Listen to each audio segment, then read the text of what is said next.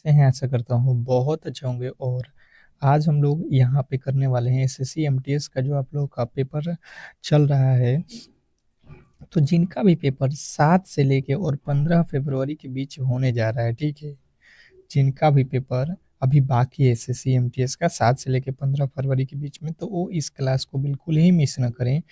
क्योंकि देखिए SSC MTS का जो एग्ज़ाम हुआ है अब तक 4 दिनों 3 दिनों का, जिसमें 4, 5, 6 जो फरवरी है, इसमें जो है तीनों दिन जो पेपर हुए हैं, ठीक है? उसको मैंने देखते हुए इस क्लास को बनाया हुआ है और जिन टॉपिकों से यहाँ पे प्रश्न पूछा जा रहा है, ठीक है? जो टॉपिक से ये तीनों दिन के प्रश्न पूछे गए हैं, जिस तरीके के पूछे गए हैं, उनके सारे ही महत्वपूर्ण प्रश्न, उन टॉपिकों के जो भी महत्वपूर्ण प्रश्न बनने वाले हैं, जहाँ से प्रश्न पूछ रहा है, उसको मैंने यहाँ पे कवर किया हुआ है। तो अगर आप इस एग्ज़ाम को क्रैक करना चाहते हैं, तो आपको ये ध्यान देना है कि एसएससी एमटीएस पूछ कहाँ से रहा है, क्योंकि नया जो कंपनी जो है एग्ज़ाम ले रहा है, तो उसके अकॉर्डिंग आपको तैयारी करना पड़ेगा। तो आगे आपका अगर एग्ज़ाम है, तो जो मैं प्रश्नों को करा रहा हूँ 100% अगर आप उन प्रश्नों को कर लेते हो, तो आप इस एग्ज़ाम को आसानी से क्रैक कर लोगे। तो चलिएगा फटाफट से इस क्लास को हम लोग स्टार्ट करते हैं। ज़्यादा समय आप लोगों के पास भी नहीं है, तो पहले प्रश्न की ओर चलेंगे और पहला प्रश्न आपके सामने है, देखिएगा। और इससे पहले एक आप लोगों से छोटी-सी रिक्वेस्ट रहेगी कि जिन्होंने भी मेरे क्लास को लाइक नहीं किया है मेरे दोस्त, तो लाइक कर देंगे और चैनल पे नए आए हैं तो चैनल को सब्सक्राइब कर लीजिएगा। अगर आपका भी एग्ज़ाम आने वाले दिनों में, किसी भी दिन अगर आपका एग्ज़ाम है, तो आप प्लीज़ जो है चैनल को सब्सक्राइब करके रखिएगा, तो आपको हर एक क्लास की नोटिफ़िकेशन जाएगी और आपका एक भी क्लास मिस नहीं होगा, क्योंकि सारे के सारे क्लास बहुत इम्पोर्टेंट है। पहला प्रश्न है कि ग्लोबल हंगर इंडेक्स 2024 में भारत की रैंक जो है क्या है? ग्लोबल हंगर इंडेक्स 2024 में भारत की रैंक क्या है? क्वेश्चन नंबर पहला। पहले नंबर प्रश्न का जो राइट उत्तर है, फटाफट से आप लोगों को बताना है कि क्या होने वाला है। क्वेश्चन नंबर फर्स्ट, जिन्होंने बताया है कि ग्लोबल हंगर इंडेक्स 2024 में भारत का जो रैंक है कि 105वां है, तो बिल्कुल राइट उत्तर है ऑप्शन नंबर ए। नेक्स्ट प्रश्न की ओर चलेंगे और अगला प्रश्न आपके सामने है। मध्य अक्षांश के जो है तटीय प्रदेश में कौन किस प्रकार के जो है वन पाए जाते हैं? किस प्रकार के जो है वन पाए जाते हैं, आपको बताना है। क्वेश्चन आपके सामने है और उसके 4 ऑप्शन यहाँ पे दिए गए हैं। फटाफट से आपको कोशिश करना है कि टेस्ट के तौर पे, क्योंकि पेपर इसी तरीके से आ रहा है, अगर आप यहाँ पे प्रश्नों को कर रहे हो तो वहाँ पे भी कर दोगे। अगर नहीं कर पा रहे तो अच्छे तरीके से इन प्रश्नों के उत्तर देखो, ठीक है? ताकि ये प्रश्न जब आपके सामने आएगा तो इसका उत्तर आप आसानी से लगा सको। तो शीतोष्ण सदाबहार वन जो है आपको याद रखना है। नेक्स्ट प्रश्न, अगला प्रश्न आपके सामने है। भारत में पहली बार प्राक्कलन समिति का गठन किस वर्ष में किया गया था? भारत में पहली बार प्राक्कलन समिति का गठन किस वर्ष किया गया था? Question number 3। तीसरे नंबर प्रश्न का जो राइट उत्तर है, फटाफट से आप लोगों को बताना है कि क्या होने वाला है। प्रश्न बहुत बेहतरीन है, बहुत लाजवाब है और ऐसे प्रश्नों को आपको बेहतर तरीके से सॉल्व करना आना चाहिए। बहुत बेहतरीन, बहुत लाजवाब। तो जिन्होंने बताया है यहाँ पे तीसरे नंबर प्रश्न का राइट उत्तर कि जो है 1950 में, ऑप्शन नंबर बी, तो बिल्कुल आपका राइट उत्तर है। नेक्स्ट प्रश्न आपके सामने है, फटाफट से प्रश्नों को करिए। कौन सा अनुच्छेद सर्वोच्च न्यायालय का जो है अभिलेख न्यायालयों का जो है स्थान प्रदान करता है? कौन सा अनुच्छेद सर्वोच्च न्यायालय का अभिलेख न्यायालय का स्थान प्रदान करता है? Question number 4। चौथे नंबर प्रश्न का राइट उत्तर आपको याद रखना है कि अनुच्छेद 129 प्रदान करता है। ऑप्शन नंबर सी जो है आपका बिल्कुल राइट उत्तर है। नेक्स्ट प्रश्न की ओर चलेंगे और अगला प्रश्न है कि भारतीय कृषि का किसी किसी महत्वपूर्ण स्तर तक पंजी यांत्रिकरण किस जो है कारण से संभव नहीं है? भारतीय कृषि का किसी महत्वपूर्ण स्तर तक यांत्रिकरण किस कारण से जो है संभव नहीं है? ये प्रश्न आप लोगों से पूछा गया है। तो जिन्होंने बताया है छोटे जोत क्षेत्र से, तो बिल्कुल आपका राइट उत्तर है छोटे जोत क्षेत्र से, ऑप्शन नंबर ए। अगला प्रश्न आपके सामने है कि भारतीय अर्थव्यवस्था के संदर्भ में योजना बनाने के लक्ष्य के रूप में आधुनिकीकरण का जो है उद्देश्य क्या नहीं है, ये आप लोगों को बताना है। भारतीय अर्थव्यवस्था के संदर्भ में योजना बनाने के लक्ष्य के रूप में आधुनिकीकरण का जो है उद्देश्य क्या नहीं है। तो जिन्होंने बताया है छठे नंबर प्रश्न का राइट उत्तर पश्चिमी जीवन शैली अपनाना, तो बिल्कुल राइट उत्तर है। नेक्स्ट प्रश्न आपके सामने है समीर बहती है, समुद्री समीर बहती है, कहाँ बहती है, क्वेश्चन नंबर 7वें नंबर प्रश्न में पूछा गया है। फटाफट से आपको बताना है कि क्या होने वाला है।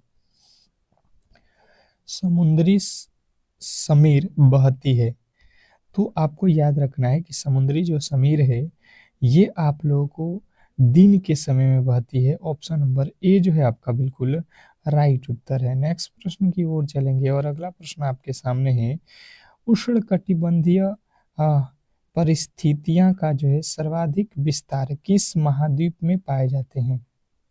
उष्णकटिबंधीय स्थिति में परिस्थितियों का जो है सर्वाधिक विस्तार किस जो है महाद्वीप में पाए जाते हैं, क्वेश्चन नंबर 8। 8वें नंबर प्रश्न का राइट उत्तर जिन्होंने बताया है यहाँ पे कि ये जो है अफ्रीका में, उनका बिल्कुल राइट उत्तर है option number B Africa. Next प्रश्न की ओर चलेंगे और अगला प्रश्न आपके सामने है कि ग्रीष्म ऋतु में उच्च अक्षांशों में महासागरीय जल की लवणता जो है आप लोगों को बताना है। ग्रीष्म ऋतु में उच्च अक्षांशों में महासागरीय जल की जो है लवणता जो है आप लोगों को बताना है यहाँ पे कि जो है घट जाती है। ऑप्शन नंबर जो है आपका ये बिल्कुल राइट उत्तर है। नेक्स्ट प्रश्न की ओर चलेंगे और अगला प्रश्न आपके सामने है कि दक्षिण भारत में पठारी जो है प्रदेश को कौन सी जो है नदी दो भागों में विभाजित करती है। दक्षिण भारत में पठारी प्रदेश को निम्न में से कौन सी नदी जो है दो भागों में विभाजित करती है, क्वेश्चन नंबर 10। 10वें नंबर प्रश्न का राइट उत्तर जिन्होंने बताया है नर्मदा, ऑप्शन नंबर बी, तो बिल्कुल राइट उत्तर है। नेक्स्ट प्रश्न आपके सामने है यहाँ पे कि जो है निम्नलिखित में से कौन जो है एक प्रसिद्ध मोहिनी अट्टम नृत्यांगना है। निम्नलिखित में से कौन जो है एक प्रसिद्ध मोहिनी अट्टम नृत्यांगना है, क्वेश्चन नंबर 11। 11वें नंबर प्रश्न का जो राइट उत्तर है फटाफट से आप लोगों को बताना है कि क्या होने वाला है। तो जिन्होंने बताया है 11वें नंबर प्रश्न का राइट उत्तर कि Sunanda Nair, option number C बिल्कुल राइट उत्तर है। नेक्स्ट प्रश्न आपके सामने है कि जो है भारत की वर्ष 2011 के जनगणना के अनुसार किस राज्य में सबसे अधिक जो है झुग्गी बस्तियों में रहने वाली जो है आबादी है। भारत की वर्ष 2011 के जनगणना के अनुसार किस राज्य में सबसे अधिक जो है झुग्गी बस्तियों में रहने वाली आबादी है, तो जिन्होंने बताया है क्वेश्चन नंबर 12 का जो है महाराष्ट्र में, तो बिल्कुल राइट उत्तर है। नेक्स्ट प्रश्न आपके सामने है कि भारत में हरित क्रांति की अवधि के दौरान बाल पोषण केंद्रित योजना एकत्रित बाल विकास योजना की शुरुआत किस वर्ष की गई थी।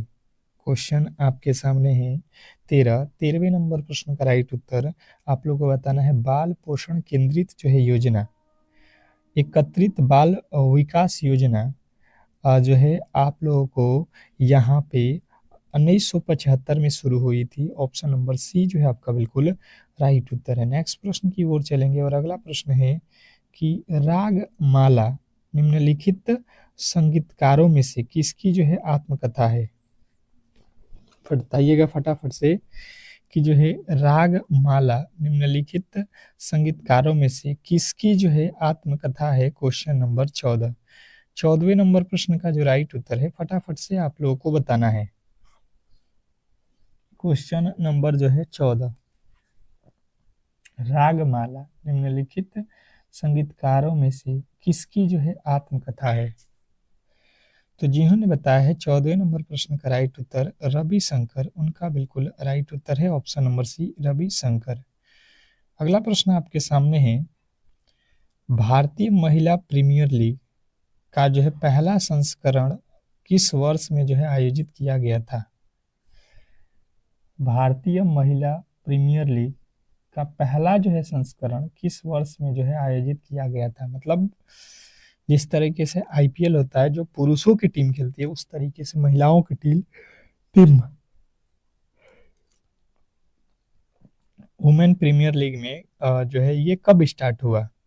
तो ये जो है आप लोगों को याद रखना है 2023 में स्टार्ट हुआ, ऑप्शन नंबर डी।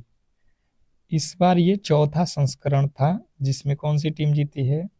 आरसीबी, आपको याद रखना है। उत्तर भारतीय वास्तुकला को क्या कहा जाता है? उत्तर भारतीय वास्तुकला को क्या कहा जाता है? Question number 16। तो जिन्होंने बताया है यहाँ पे कि जो है नगर शैली कहा जाता है, तो बिल्कुल राइट उत्तर है नागर शैली, ऑप्शन नंबर ए। नेक्स्ट प्रश्न की ओर चलेंगे और अगला प्रश्न है कि मालाबार तट भारत के निम्नलिखित में से किस राज्य में स्थित है? मालाबार तट भारत के निम्नलिखित में से किस राज्य में स्थित है? क्वेश्चन नंबर आपके सामने 17। 17वें नंबर प्रश्न का राइट उत्तर जिन्होंने बताया है यहाँ पे कि जो है मालाबार तट जो है केरल में है, ऑप्शन नंबर ए जो है आपका बिल्कुल राइट उत्तर है। नेक्स्ट प्रश्न की ओर चलेंगे और अगला प्रश्न आपके सामने है कि जो है निम्नलिखित में से कौन सी जो है आयोग किसी जाति या समुदाय के हितों की जो है रक्षा नहीं करता है? निम्नलिखित में से कौन सा जो है आयोग किसी जाति या समुदाय के हितों की जो है रक्षा नहीं करता है? Question number 18। 18वें नंबर प्रश्न का जो राइट उत्तर है फटाफट से आप लोगों को बताना है कि भारतीय वित्त आयोग, भारतीय वित्त आयोग, ऑप्शन नंबर बी जो है आपका बिल्कुल राइट उत्तर है। नेक्स्ट प्रश्न आपके सामने है कि जो है बिहार में मिथिला क्षेत्र के जो है मछुआरों द्वारा निम्नलिखित में से कौन सा जो है लोक नृत्य जो है किया जाता है? बिहार के मिथिला क्षेत्र में मछुआरों द्वारा निम्नलिखित में से कौन सा जो है लोक नृत्य किया जाता है? क्वेश्चन नंबर जो है आपके सामने जो है 19वें नंबर प्रश्न का राइट उत्तर हो जाएगा कमला, ऑप्शन नंबर डी जो है आपका बिल्कुल राइट उत्तर है। नेक्स्ट प्रश्न की ओर चलेंगे और अगला प्रश्न आपके सामने है कि जो है प्रधानमंत्री फसल बीमा योजना के अंतर्गत रबी फसलों के लिए किसानों द्वारा जो है देय अधिकतम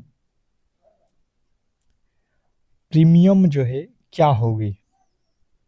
बताइएगा। तो जो यहाँ पे रबी फसलों के लिए जो किसानों द्वारा जो है देय अधिकतम प्रीमियर जो होगा वो 1.5% होगा, ऑप्शन नंबर डी जो है आपका बिल्कुल राइट उत्तर है। नेक्स्ट प्रश्न की ओर चलेंगे और अगला प्रश्न है कि त्रिपुरा की जो है खर्ची पूजा किस महीने में मनाई जाती है? त्रिपुरा की खर्ची पूजा किस महीने में मनाई जाती है? Question number 21। 21वें नंबर प्रश्न का राइट उत्तर हो जाएगा जुलाई अगस्त, ऑप्शन नंबर ए आपका बिल्कुल राइट उत्तर है। नेक्स्ट प्रश्न की ओर चलेंगे और अगला प्रश्न आपके सामने है, भारत में थियोसोफिकल थियोसोफिकल सोसाइटी का जो है पहला मुख्यालय कहाँ जो है स्थापित किया गया था? भारत में थियोसोफिकल सोसाइटी का पहला जो है मुख्यालय कहाँ आयोजित किया गया था? तो जिन्होंने बताया है कि अडचार में, तो बिल्कुल राइट उत्तर है आपका ऑप्शन नंबर ए। अगला प्रश्न आपके सामने है कि भारतीय संविधान का कौन सा अनुच्छेद कानून के समक्ष समानता से संबंधित है? भारतीय संविधान का कौन सा अनुच्छेद कानून के समक्ष समानता से संबंधित है? Question number 23। 23वें नंबर प्रश्न का राइट उत्तर फटाफट से आप लोगों को बताना है। तो जिन्होंने बताया है अनुच्छेद 14, उनका बिल्कुल राइट उत्तर है ऑप्शन नंबर बी। नेक्स्ट प्रश्न आपके सामने है कि वाणिज्यिक बैंकों द्वारा आरबीआई के पास जो है रखने के लिए आवश्यक जो है नकद आरक्षित राशि को क्या कहा जाता है। वाणिज्य बैंकों के द्वारा आरबीआई के पास रखने के लिए आवश्यक नकद आरक्षित राशि को क्या कहा जाता है। तो जिन्होंने बताया है 24वें नंबर प्रश्न का राइट उत्तर CRR कहा जाता है ऑप्शन नंबर डी, तो बिल्कुल राइट उत्तर है। नेक्स्ट प्रश्न की ओर चलेंगे और अगला प्रश्न है कि अशोक द्वारा महाबोधि मंदिर पूरी तरह से कब जो है बनवाया गया था। अशोक द्वारा महाबोधि मंदिर पूरी तरीके से आ, किस किससे बनवाया गया था, ये प्रश्न में पूछा गया है। मतलब वो किस चीज का बना था। तो देखिए ईंटों का बना था महाबोधि मंदिर, ऑप्शन नंबर बी जो है आप लोगों को बताना है। ऑप्शन नंबर बी आपका बिल्कुल राइट उत्तर है। नेक्स्ट प्रश्न है बेगमपुरी मस्जिद का निर्माण दिल्ली सल्तनत के निम्नलिखित में से किस शासक के शासनकाल में हुआ था। फटाफट से बताना है आप लोगों को कि मस्जिद का जो है निर्माण दिल्ली सल्तनत के निम्नलिखित में से किस शासक के शासनकाल में हुआ था। तो 26वें नंबर प्रश्न का राइट उत्तर आपको बताना है Mohammad Tughlaq. Option number C जो है आपका बिल्कुल राइट उत्तर है। अगला प्रश्न है कि डॉक्टर जयंती कुमा कुमारेस एक प्रसिद्ध जो है वादक हैं। डॉक्टर जयंती कुमारेस एक प्रसिद्ध वादक है, किसके वादक हैं। तो जिन्होंने बताया है सरस्वती वीणा, ऑप्शन नंबर सी आपका बिल्कुल राइट उत्तर है। नेक्स्ट प्रश्न आपके सामने है सम्राट अशोक के निम्नलिखित में से किस शिलालेख में कलिंग युद्ध का जो है वर्णन है। सम्राट अशोक के निम्नलिखित में से किस शिलालेख में कलिंग युद्ध का वर्णन है। तो जिन्होंने बताया है 28वें नंबर प्रश्न का राइट उत्तर शिलालेख जो है 8 में, ऑप्शन नंबर सी जो है आप सॉरी शिलालेख 13 में, तो बिल्कुल राइट उत्तर है। नेक्स्ट प्रश्न आपके सामने है 19वां आईसीसी महिला T20 विश्व कप 2024 कहाँ आयोजित किया गया था। सॉरी 9वां जो है आईसीसी जो T20 था इस 2024 में, इसका आयोजन जो है कहाँ किया गया था। तो जिन्होंने बताया है यहाँ पे यूएई में, तो बिल्कुल राइट उत्तर है ऑप्शन नंबर जो है डी। नेक्स्ट प्रश्न आपके सामने है कि 2011 की जनगणना के अनुसार उत्तर प्रदेश की जनसंख्या भारत की जनसंख्या का कितना प्रतिशत है। आपको मालूम है कि पूरे देश का जो सबसे अधिक जनसंख्या वाला राज्य है वो उत्तर प्रदेश है, तो उसका कितना प्रतिशत है ये आप लोगों को बताना है। तो ये आप लोगों को याद रखना है 16.5% जो है आप लोग को याद रखना है यूपी की जनसंख्या पूरे भारत की। अगला प्रश्न देखेंगे आप लोगों के सामने कि वर्ली चित्रकला भारत के किस राज्य की लोक चित्रकला है। वर्ली चित्रकला, तो वर्ली जो है आप लोगों को याद रखना है कि ये जो है महाराष्ट्र का है, ऑप्शन नंबर बी जो है आपका बिल्कुल राइट उत्तर है। कुचिपुड़ी शास्त्रीय नृत्य किस प्रकार के जो है संगीत से संबंधित है। कुचिपुड़ी शास्त्रीय नृत्य किस प्रकार के संगीत से संबंधित है। तो आपको याद रखना है कजरी से संबंधित है। कुचिपुड़ी कहाँ है, कुचिपुड़ी ये कर्नाटक से है ना, आंध्र प्रदेश कर्नाटक इससे संबंधित है, ऑप्शन नंबर ए, कजरी नहीं।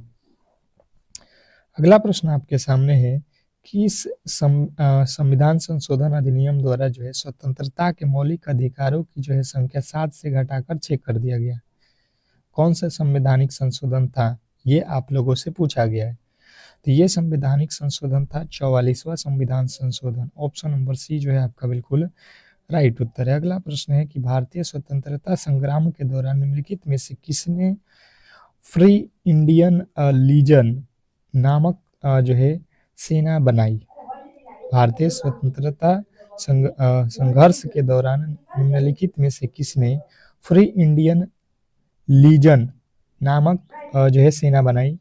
तो जिन्होंने भी बताया है यहाँ पे सुभाष चंद्र बोस, उनका बिल्कुल राइट उत्तर है। नेक्स्ट प्रश्न है कि कांग्रेस के कराची अधिवेशन के अध्यक्ष कौन थे। कांग्रेस के कराची अधिवेशन के अध्यक्ष कौन थे? तो सरदार वल्लभ भाई पटेल। ऑप्शन नंबर बी जो है आपका बिल्कुल राइट उत्तर है। नेक्स्ट प्रश्न देखेंगे आप लोगों के सामने यहाँ पे कि चार एक निश्चित तर्क का जो है अनुसरण करते हुए 15 से संबंधित है। 15 उसी तर्क के अनुसार 48 से संबंधित है। उसी तरीके से आप लोगों को बताना है 7 का जो है निम्नलिखित में से किससे संबंध है। अब देखिए बिल्कुल आप सबसे पहले यहाँ पे समझिएगा कि यहाँ पे लिखा है 4, 4 का जो है यहाँ पे संबंध लिखा हुआ किससे है? तो 15 से, ठीक है। और इसके आगे देखिएगा आप तो लिखा है 15, तो 15 का कह रहा है संबंध यहाँ पे किससे है? 48 से है। तो इसके आगे हमसे पूछ रहा है 7, और 7 का जो है संबंध किससे होगा? तो सबसे पहले अगर आप थोड़े से भी बेहतर तरीके से समझेंगे कि 4 से हमें 15 पे जाना है, 15 से 45 पे, अगर 4 में 4 से गुणा करोगे तो जो है 16 हो जाएगा। अब 15 में 4 से गुणा करेंगे 60 हो जाएगा, जबकि अधिक हो जाएगा।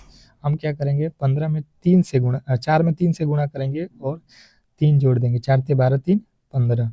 उसी प्रकार यहाँ पे 3 से गुणा और 3 जोड़ दो, 15 × 45 3 48। उसी प्रकार यहाँ पे 3 जोड़ से गुणा कर दो और 3 जोड़ दो, 7 × 21 3 24 जो है आपका बिल्कुल राइट उत्तर है। ऑप्शन नंबर डी जो है आपका बिल्कुल राइट उत्तर है। नेक्स्ट प्रश्न, अगले प्रश्न की ओर चलेंगे और अगला प्रश्न है कि ओ डी 11 एक निश्चित प्रकार से यहाँ पे लिखा गया है, ठीक उसी प्रकार से आई डी 5 को ये लिखा जाता है। समान तर्क के अनुसरण करते हुए इसको निम्नलिखित में से क्या लिखा जाएगा, ये आप लोगों को बताना है। बताने की कोशिश करेंगे सभी लोग बताएंगे। तो देखिए सबसे पहले आप देखो संख्या से देख लो, संख्या से बन जाएगा 11 से 15 लिख रहे हैं मतलब 4 प्लस किया है, ठीक है। 5 से 9 लिखा है मतलब +4 किया है। तो अब भी यहाँ पे देख लो 3 में जो है +4 कर दो 7 हो जाएगा, 7 2 में दे दिया, यानी कि अब आपको चेक करना पड़ेगा। और देखो पहला अक्षर इसमें क्या है? एच है, यानी कि पहला तो अक्षर एच होगा। दूसरा वाला चेक कर लो, डी को लिखा है एच, यानी डी होता है 4 पे, एच होता है 8 पे, यहाँ पे भी 4 जोड़ा है। डी को लिखा है एच, यानी कि 4 जोड़ा है, तो एच होता है कितने पे? 11 पे। 11 में 4 जोड़ तो 15, 15 पे कौन सा अक्षर होगा? ओ, यानी कि आपका right Uttar option number A हो जाएगा, ठीक है। नेक्स्ट प्रश्न आपके सामने है कि एक निश्चित कोड भाषा में गोल्फ को जो है ये लिखा जाता है और उल्फ को जो है ये लिखा जाता है, तो उसी कोड भाषा में डब्लू का जो है कोड इसमें क्या लिखा गया है, ये आपको बताना है। जैसे मैंने यहाँ पे समझने की कोशिश किया, तो इस प्रश्न के राइट उत्तर क्या होगा? सबसे पहले देखिए डब्लू का पूछा गया है। सबसे पहले हम देखेंगे डब्लू कहाँ पे है, तो देखिए इस लाइन में डब्लू है, ऊपर वाला लाइन में डब्लू नहीं है, मतलब इसका उत्तर यहीं पे लिखा गया होगा। यानी जो ऊपर वाला वर्ड है इसमें तो जो है आपका डब्लू का कोड नहीं है, यानी कि ऊपर में क्या है 2 है तो 2 नहीं होगा, 8 है तो 8 नहीं होगा, 6 है तो 6 भी नहीं होगा। ऊपर देख लो जौन जौन अक्षर है वो तो नहीं होने वाला है, यानी कि 4 जो है आपका बिल्कुल राइट उत्तर हो जाएगा, ठीक है। इस तरीके से आपका राइट उत्तर बन जाएगा। अगला प्रश्न है कि A B C D E F G H G जो है एक वृत्ताकार मेज के चारों ओर केंद्र की ओर मुख करके बैठे हैं। अब देखिए एक वृत्त है तो वृत्त जो है आप लोगों को बनाना पड़ेगा, और केंद्र की ओर कितने लोग बैठ रहे हैं? 2 2 4 2 6 1 7 लोग बैठे हैं, तो 7 लोगों को बैठा दो।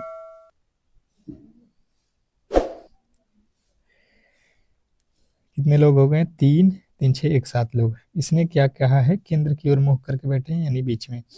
कह रहा है ए के बाईं ओर से गिनती करने पर ए और बी के बीच केवल 2 व्यक्ति बैठे हैं। अच्छा, ए के बायां ओर अगर ए यहाँ पे बैठ जाता है, ठीक है, तो ए के बाईं ओर, बायां ये साइड हो रहा है, तो ए के बाईं जो है ए और बी के बीच में केवल 2 व्यक्ति बैठे हैं, 2 व्यक्ति बैठे हैं, यानी कि 1 2 2 व्यक्ति बैठे हैं किसके? ए और बी के बीच में, यानी बी आ जाएगा यहाँ पे। आपको यहाँ पे बी थोड़ा सा में लिख लो, यहाँ पे बी हो गया, ठीक है। अब उसने कहा है कि जी और एफ दोनों ए के जो है निकटतम पड़ोसी हैं। ए के निकटतम पड़ोसी कौन है, जी और एफ, यानी कि जी यहाँ पे भी हो सकता है, जी यहाँ पे भी हो सकता है, एफ भी पलट सकता है, ठीक है, इधर उधर। सी ई के ठीक दाईं ओर बैठा है, सी जो है ई के ठीक दाईं ओर बैठा है, सी ई के दाईं ओर, अच्छा जी, सी जो है ई के दाईं ही ओर, बाया सॉरी बायां ओर बैठा है ना, बायां। तो अगर बायां ओर देखोगे तो हमें करना पड़ेगा ई के बाईं ओर, यानी ई यहाँ पे, तो ई का बायां साइड कौन सा हो जाएगा, ये सी यहाँ पे आ जाएगा। डी के दाईं ओर से गिनने पर डी और जी के बीच में केवल दो व्यक्ति बैठे हैं, डी और जी के बीच में केवल दो व्यक्ति बैठे हैं। अब देखिएगा एफ के बाईं ओर से गिनने पर ई और एफ के बीच में कितने लोग बैठे हैं, ई और एफ के बीच में।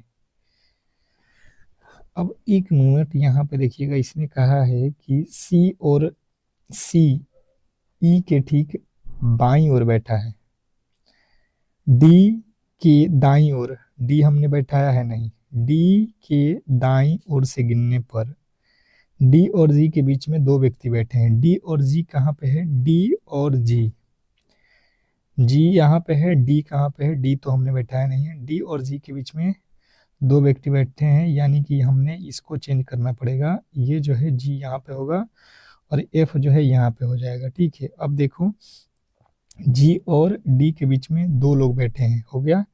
इसने कहा है कि ई और